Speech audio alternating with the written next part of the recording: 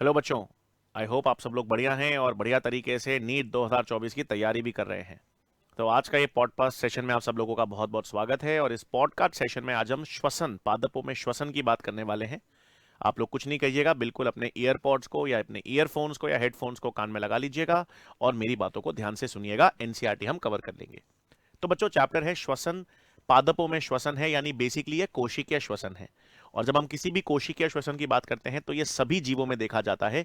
सभी living organisms में, जीवाणु से लेकर मानव तक की बात करें तो सभी में कोशिकीय श्वसन की प्रक्रिया देखी जाती है। अब ये कोशिकीय श्वसन क्या होता है?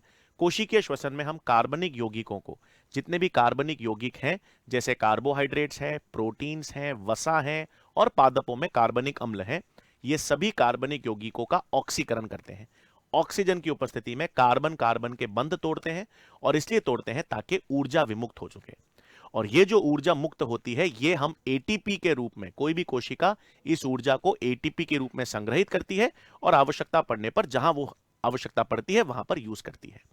तो कोशिकीय श्वसन में हम कार्बनिक यौगिकों का ऑक्सीकरण करते हैं, कार्बन कार्बन बंध तोड़ते हैं और उससे जो ऊर्जा विमुक्त होती है वो एटीपी में संचित करते हैं। तो इस चैप्टर का पूरा उद्देश्य जो है वो ऊर्जा का निर्माण करना है, एटीपी का निर्माण करना है। अब जब हम कोशिकीय श्वसन की बात तो करते हैं, सबसे पहले सवाल आता है कि क्या पादपों में गैसों का संवातन होता है, क्या पादप सांस लेते हैं? तो इसमें आपको ध्यान में रखना है, दो विशेष संरचनाएं होती हैं पादपों में गैसों के आदान प्रदान के लिए। एक होते हैं रंध्र और एक होते हैं वात रंध्र या लेंटिसेल्स। वात रंध्र केवल आपको काष्ठीय तने में मिलेंगे, यानी वुडी स्टेम के अंदर मिलते हैं और गैसों के आदान प्रदान में काम करते हैं। मानव की या जंतुओं की तुलना की बात करें तो पादपों में जो ऊर्जा है वो बहुत कम चाहिए होती है और कम ऊर्जा चाहिए होती है और इस कारण उनमें कोई विशेष अंग, श्वसन अंग नहीं पाए जाते हैं।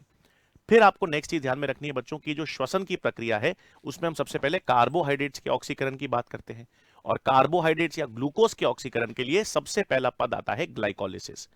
ग्लाइकोलिसिस को हम ईएमपी पथ भी कहते हैं। एमडेन, मार्नास और पेयरऑफ, तीन साइंटिस्ट थे, उनके नाम पर इनको ईएमपी पथ भी कहा जाता है। सबसे पहले जो श्वसन की प्रक्रिया है, सबसे पहले शर्करा को, ग्लूकोज को तोड़ने की प्रक्रिया जो है वो ग्लाइकोलिसिस होती है। ग्लाइकोलिसिस सभी सजीव कोशिकाओं में देखी जाती है और सभी सजीव कोशिकाओं के कोशिका द्रव्य में होती है। ग्लाइकोलिसिस स्वयं तो अवायवीय होती है, लेकिन वायवीय श्वसन हो या अवायवीय श्वसन हो, दोनों के लिए सबसे पहला पद ग्लाइकोलिसिस है। वायवीय श्वसन में भी सबसे पहला पद ग्लाइकोलिसिस होता है और अवायवीय श्वसन में भी सबसे पहला पद तो ग्लाइकोलिसिस होता है। अब वैसे इस ग्लाइकोलिसिस में 10 पद शामिल होते हैं और 10 पदों के द्वारा एक ग्लूकोज का आंशिक ऑक्सीकरण होता है पायरुविक अम्ल के दो अणुओं में। ग्लूकोज 6 कार्बन होता है, पायरुविक अम्ल 3 कार्बन होता है, इसलिए एक ग्लूकोज का आंशिक ऑक्सीकरण पायरुविक अम्ल के दो अणुओं में होता है। अब इसमें पद कौन कौन से हैं बच्चों? सबसे पहले ग्लूकोज से बनता है ग्लूकोज 6 फॉस्फेट, जिसमें ऊर्जा खर्च होती है, एटीपी यूज होती है। ग्लूकोज 6 फॉस्फेट से बनता है फ्रक्टोज 6 फॉस्फेट। फ्रक्टोज 6 फॉस्फेट से बनता है फ्रक्टोज 1,6 बिस फॉस्फेट, जिसमें एक और एटीपी खर्च होती है। मतलब ग्लूकोज से फ्रक्टोज 1,6 बिस फॉस्फेट बनते बनते ऊर्जा मुक्त नहीं हो रही है, ऊर्जा प्रोड्यूस नहीं हो रही है, ऊर्जा खर्च हो रही है। फिर फ्रक्टोज 1,6 बिस फॉस्फेट टूटता है तीन तीन कार्बन के दो अणुओं में, dihydroxy acetone phosphate, 3 phosphoglyceraldehyde. Dihydroxy acetone phosphate किस में परिवर्तित हो जाता है? 3 फॉस्फोग्लिसरैल्डिहाइड में। इसका मतलब इसमें अब दो अणु आ गए हैं, तीन कार्बन के दो अणु बन गए हैं। 3 फॉस्फोग्लिसरैल्डिहाइड से बनता है बच्चों 1,3 बिस फॉस्फोग्लिसरेट बनता है। यहां पर ऑक्सीकरण होता है, क्रियाधार का तो ऑक्सीकरण हो रहा है, लेकिन जो सह एंजाइम है एनएडी, उसका अपचयन होता है एनएडीएच में। फिर 1,3 बीपीजीए से बनता है 3 फॉस्फोग्लिसरेट। 1,3 बिस फॉस्फोग्लिसरेट से जब 3 फॉस्फोग्लिसरेट बनता है तो यहां पर जो फॉस्फेट निकलता है वो फॉस्फेट एडीपी से एटीपी बनाता है। मतलब यही पद है जहां पर एटीपी बनता है और प्रत्यक्ष रूप से सीधे एटीपी बन रहा है, क्रियाधार के स्तर पर एटीपी बन रहा है। इसको सबस्ट्रेट लेवल फॉस्फोराइलेशन कहते हैं, क्रियाधार स्तर फॉस्फोरिलीकरण कहते हैं। फिर 3 पीजीए से बनता है 2 पीजीए, 2 फॉस्फोग्लिसरेट। 2 फॉस्फोग्लिसरेट से बनता है फॉस्फोइनॉल पाइरुवेट और अंतिम पद जो होता है फॉस्फोइनॉल पाइरुवेट से बनता है पाइरुवेट।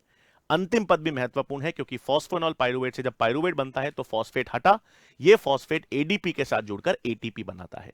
तो इस पद में भी एटीपी बनता है, इसको भी क्रियादार स्तर फॉस्फोरिलीकरण या सबस्ट्रेट लेवल फॉस्फोराइलेशन कहते हैं। इसका मतलब जब आप रिवाइज कर रहे हैं तो आपको ग्लाइकोलिसिस में 5 ही स्टेप्स याद रखने हैं। कौन कौन से? दो वो स्टेप्स जहां पर ऊर्जा खर्च हो रही है, ग्लूकोज से ग्लूकोज 6 फॉस्फेट, फ्रक्टोज 6 फॉस्फेट से फ्रक्टोज 1,6 फॉस्फेट। तीसरा पद आपको याद रखना है जहां पर ऑक्सीकरण हो रहा है, 3-फॉस्फोग्लिसरैल्डिहाइड से 1,3-बिस-फॉस्फोग्लिसरेट, ऑक्सीकरण जहां पर हो रहा है वहां पर NAD से NADH सह एंजाइम जो है उसका अपचयन हो रहा है।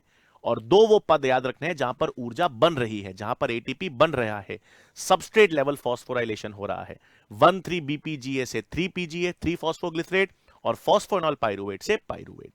तो एक ग्लाइकोलिसिस में कुल दो पद पे एटीपी बनता है, मतलब कुल 4 एटीपी बनते हैं, 2 एटीपी खर्च होते हैं। तो ग्लाइकोलिसिस का शुद्ध लाभ होता है 2 एटीपी और उसके साथ साथ 2 NADH भी बनते हैं। उसके बाद यदि ऑक्सीजन उपलब्ध नहीं होता है, ऑक्सीजन की अनुपस्थिति में अवायवीय श्वसन होगा, और अवायवीय श्वसन होने को हम किण्वन की प्रक्रिया या फर्मेंटेशन कहते हैं। तो किण्वन या फर्मेंटेशन कोशिका द्रव्य में ही होता है, अवायवीय अवस्था में होता है, और यह वैसे तो प्रोकैरियोट्स में और एक कोशिकीय यूकैरियोट्स में देखा जाता है, हमारी कंकाल पेशियों में भी देखा जाता है। तो फर्मेंटेशन या किण्वन जो है वो एक अवायवीय प्रक्रिया है, दो तरह की है। एक तो लैक्टिक एसिड किण्वन फर्मेंटेशन होता है जो जीवाणु के अंदर होता है, हमारी कंकाल पेशियों में भी होता है, और एक अल्कोहलिक किण्वन होता है जो यीस्ट के अंदर होता है।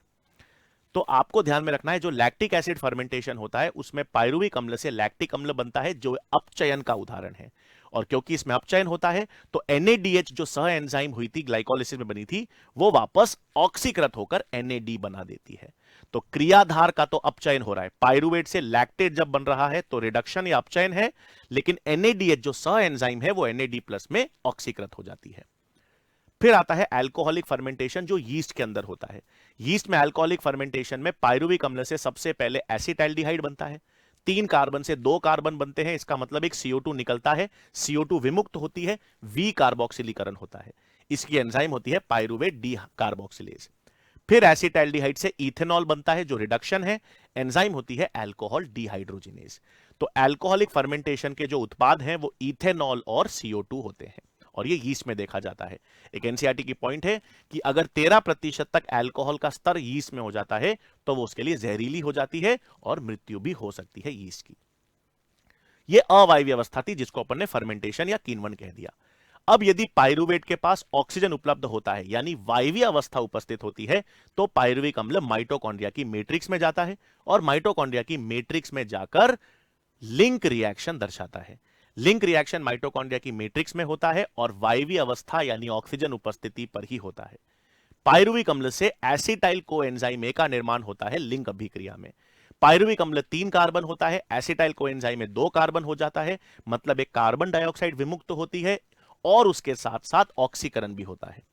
तो लिंक रिएक्शन में पाइरुविक अम्ल से एसिटाइल कोएंजाइम में बनती है, यह अभिक्रिया एक ऑक्सीकृत V कार्बोक्सिलीकरण का उदाहरण है, ऑक्सीडेटिव डी कार्बोक्सिलेशन का उदाहरण है।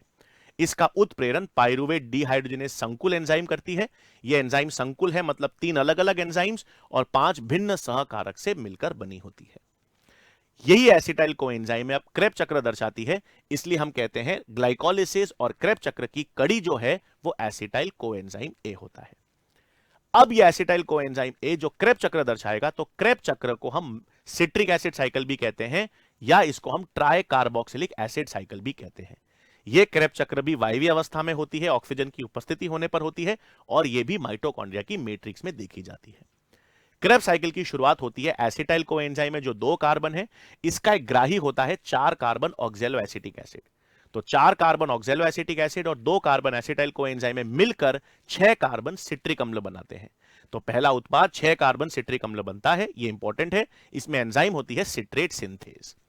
फिर सिट्रेट के आइसोमर बनते हैं, समाव्ययी बनते हैं। सिट्रेट से बनता है सिस एकोनिटेट, सिस एकोनिटेट से बनता है आइसोसिट्रेट। नेक्स्ट पद इंपॉर्टेंट है, जब आइसोसिट्रेट से अल्फा कीटोग्लूटेट बनता है। आइसोसिट्रेट से जब अल्फा कीटोग्लूटेट बनता है तो यहां पर V कार्बोक्सीकरण होता है, ऑक्सीकरण होता है। 6 कार्बन से 5 कार्बन यौगिक बनता है, ऑक्सीकृत V कार्बोक्सिलीकरण का उदाहरण है। यहां भी NAD का अपचयन NADH में होता है। फिर अल्फा कीटोग्लूटेरेट से बनता है सक्सिनाइल कोएंजाइम ए, फिर 5 कार्बन से 4 कार्बन हुआ, फिर एक CO2 विमुक्त हुई, उसके साथ साथ ऑक्सीकरण हुआ। अल्फा कीटोग्लूटेरेट से सक्सिनाइल कोएंजाइम ए का निर्माण भी ऑक्सीकृत V कार्बोक्सिलीकरण का उदाहरण है। यहां पर भी NAD से अपचयन होता है NADH का।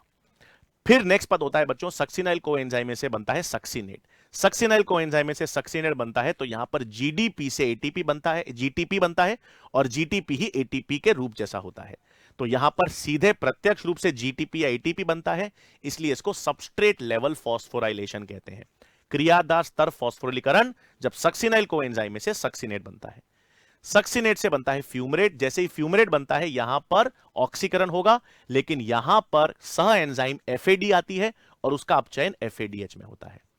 सक्सिनेट बनने से फ्यूमरेट बनेगा, फ्यूमरेट से बनता है मेलेट, और जो मेलेट से वापस ऑक्सैलो एसिटिक एसिड बनता है उसमें फिर एक ऑक्सीकरण होता है, और ऑक्सीकरण के दौरान सह एंजाइम एनएडी का अपचयन होता है, एनएडी से एनएडीएच। कहने का तात्पर्य यह है बच्चों कि ये पूरी क्रेब्स साइकिल में 4 या 5 इंपॉर्टेंट स्टेप्स हैं। 4 ऐसे पद हैं जहां पर ऑक्सीकरण हो रहा है, 2 ऐसे पद हैं जहां पर ऑक्सीकृत वी कार्बोक्सिलीकरण हो रहा है, और एक ऐसा पद है जहां पर सबस्ट्रेट लेवल फॉस्फोराइलेशन होता है। मतलब एक क्रेब चक्र में 3 जगह एनएडीएच का निर्माण होता है, एक जगह एफएडीएच का निर्माण होता है, और एक जीटीपी का निर्माण होता है। एनसीईआरटी की बात करें तो एनएडीएच के ऑक्सीकरण से 3 एटीपी बनते हैं, एफएडीएच के ऑक्सीकरण से 2 एटीपी बनते हैं, जीटीपी और एटीपी समान होते हैं। तो एक क्रेब चक्र के ऑक्सीकरण में, एक एसिटाइल कोएंजाइम के ऑक्सीकरण में कुल 12 एटीपी का निर्माण होता है। ये तो आपके पास क्रेब चक्र हो गया। अब जब हम ग्लाइकोलिसिस की बात करते हैं, लिंक रिएक्शन की बात करते हैं, क्रेब चक्र की बात करते हैं, तो इन सब में एनएडीएच और एफएडीएच का निर्माण हो रहा है। जो अपचयित सह एंजाइम्स है एनएडीएच एफएडीएच, इनका निर्माण हो रहा है। तो ये एनएडीएच और एफएडीएच के ऑक्सीकरण से ऊर्जा बनानी है, और इन एनएडीएच और एफएडीएच के ऑक्सीकरण से ऊर्जा बनाने में हमारे पास आखिरी श्रृंखला काम करती है, जिसको हम इलेक्ट्रॉन ट्रांसपोर्ट श्रृंखला कहते हैं, इलेक्ट्रॉन ट्रांसपोर्ट सिस्टम भी कहते हैं। तो इलेक्ट्रॉन स्थानांतरण श्रृंखला जो है वो कहां पर हो रही है? वायवीय चक्र है, वायवीय प्रक्रिया है, इसी में ऑक्सीजन का इस्तेमाल होगा, और यह माइटोकॉन्ड्रिया की आंतरिक झिल्ली पर होती है। माइटोकॉन्ड्रिया की आंतरिक झिल्ली पर इस ईटीसी में क्या हो रहा है? इस ईटीसी में जितने भी अपचयित सह एंजाइम्स हैं, जितने भी रिड्यूस्ड कोएंजाइम्स हैं, यानी जितने भी एनएडीएच और एफएडीएच बने हैं, इन सबका ऑक्सीकरण होगा, और एनएडीएच और एफएडीएच के ऑक्सीकरण से ऊर्जा बनेगी। एनएडीएच और एफएडीएच का ऑक्सीकरण होगा तो उनसे इलेक्ट्रॉन्स निकलेंगे, और जब एनएडीएच और एफएडीएच से इलेक्ट्रॉन्स निकलेंगे तो वो इलेक्ट्रॉन वाहक प्रोटीन्स के द्वारा स्थानांतरित होंगे। सबसे प्रमुख इलेक्ट्रॉन वाहक प्रोटीन जो है इनमें साइटोक्रोम होता है, और इस ईटीसी में आपको क्रम याद रखना है। जैसे एनएडीएच के ऑक्सीकरण से आपके पास संकुल 1 पे इलेक्ट्रॉन जाएंगे, संकुल 1 होता है एफएमएन और एफईएस से बना है। फिर एफएमएन एफईएस का जो संकुल है वो अपने इलेक्ट्रॉन्स को कहां भेजेगा? यूबिक्विनोन, या जिसको कोएंजाइम क्यू कहते हैं। कोएंजाइम क्यू से आपके पास संकुल 3 की तरफ इलेक्ट्रॉन्स जाते हैं, साइटोक्रोम बी, एफईएस और C1। फिर बी, एफईएस और C1 से इलेक्ट्रॉन्स साइटोक्रोम सी की तरफ जाते हैं। साइटोक्रोम सी एक गतिशील इलेक्ट्रॉन वाहक प्रोटीन है जो आंतरिक झिल्ली की बाह्य सतह पर पाया जाता है। ये साइटोक्रोम सी से इलेक्ट्रॉन्स निकलते हैं और संकुल 4 कॉम्प्लेक्स 4 साइटोक्रोम ए3 की तरफ जाते हैं, और जिसको साइटोक्रोम ऑक्सीडेज भी कहते हैं, और ये साइटोक्रोम ए3 अपने इलेक्ट्रॉन्स को ऑक्सीजन की तरफ भेजते हैं। तो इस पूरे पद में अंतिम इलेक्ट्रॉन ग्राही है या अंतिम प्रोटॉन ग्राही है, वो ऑक्सीजन होता है, और वो अपचयित होकर H2O बन जाता है। तो ईटीएस में इलेक्ट्रॉन दाता जो है वो एनएडीएच और एफएडीएच है, और जो अंतिम इलेक्ट्रॉन ग्राही होता है वो ऑक्सीजन है। ये तो ऑक्सीकरण हुआ, लेकिन इस ऑक्सीकरण से हमको एटीपी या ऊर्जा बनानी है। तो इस ऑक्सीकरण से ऊर्जा बनने के लिए हमारे पास एक प्रोटॉन प्रवणता सिद्धांत होता है, या रसायन परासरणी सिद्धांत होता है। यह सिद्धांत कहता है कि जैसे जैसे एनएडीएच और एफएडीएच का ऑक्सीकरण हो रहा है, जैसे जैसे उनसे इलेक्ट्रॉन्स निकल रहे हैं आंतरिक झिल्ली पर, आंतरिक झिल्ली से के आर पार यानी माइटोकॉन्ड्रिया के मैट्रिक्स से H+ पंप होकर दोनों झिल्ली के मध्य पेरीमाइटोकॉन्ड्रियल स्थल में जाते हैं। तो जैसे जैसे एनएडीएच और एफएडीएच का ऑक्सीकरण हो रहा है, वैसे वैसे मैट्रिक्स से H+ आयंस निकलकर पंप होकर कहां जा रहे हैं? दोनों मेम्ब्रेन के मध्य पेरीमाइटोकॉन्ड्रियल स्पेस में। इसके कारण उनमें प्रोटॉन्स की मात्रा ज्यादा हो जाती है, मैट्रिक्स में कम हो जाती है, प्रोटॉन प्रवणता विकसित होती है। यह प्रोटॉन प्रवणता विकसित होते ही F0 F1 संकुल को सक्रिय करती है। F0 F1 संकुल एटीपी सिंथेज संकुल है, जिसको संकुल 5 कॉम्प्लेक्स 5 भी कहते हैं। सक्रिय होने पर F0 तो एक प्रोटॉन चैनल होता है। प्रोटॉन चैनल है, आंतरिक झिल्ली पे प्रोटीन, आंतरिक प्रोटीन है, और यह आंतरिक प्रोटीन से प्रोटॉन जब पुनः मैट्रिक्स में आते हैं तो F1 जो कि एक परिधीय प्रोटीन होता है, वो एडीपी से एटीपी का संश्लेषण कर देता है। तो आपके पास ईटीएस के अंदर ऑक्सीकरण की प्रक्रिया एटीपी संश्लेषण से जुड़ी होती है, इसलिए इस प्रक्रिया को ऑक्सीकृत फास्फोरिलीकरण कहा जाता है। एक बहुत इंपॉर्टेंट चीज आपको याद रखनी है बच्चों, ये पूरी जो श्वसन की प्रक्रिया है, इस पूरी श्वसन की प्रक्रिया को हम एम्फीबोलिक चक्र कहते हैं। एम्फीबोलिक चक्र इसलिए कहते हैं क्योंकि ये दो दो मुख्य कार्य कर रहा है। एक तो इनमें ऑक्सीकरण हो रहा है, पदों के माध्यम से ऑक्सीकरण हो रहा है, ऑक्सीकरण से ऊर्जा विमुक्त हो रही है, ऊर्जा एटीपी के रूप में संचित हो रही है। लेकिन उसके साथ साथ जो बहुत सारे मध्यवर्तीय बनते हैं, ये मध्यवर्तीय अलग अलग प्रकार के संश्लेषण में भी काम कर सकते हैं। एसिटाइल कोएंजाइम है, वो वसी अम्ल का संश्लेषण भी कर सकता है। एसिटाइल कोएंजाइम आगे चलकर अमीनो अम्ल में भी रूपांतरित हो सकता है। अमीनो अम्ल जो है वो एसिटाइल कोएंजाइम में परिवर्तित हो सकते हैं।